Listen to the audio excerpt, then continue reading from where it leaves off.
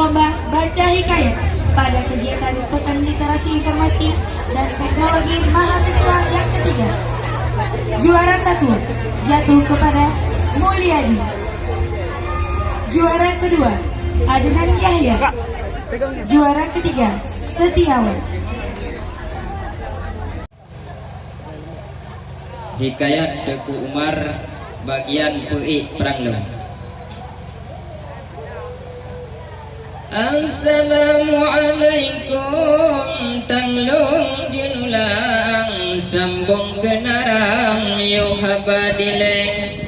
Sejarah Teku Umar masa jamu perang dengan ejut bang ulun buh lagi. Pucuk krung sabi sare ditebang lepah tak sayang oh tan lekaye. Teku politik kabalik gagang pikiran senang di dalam uleh.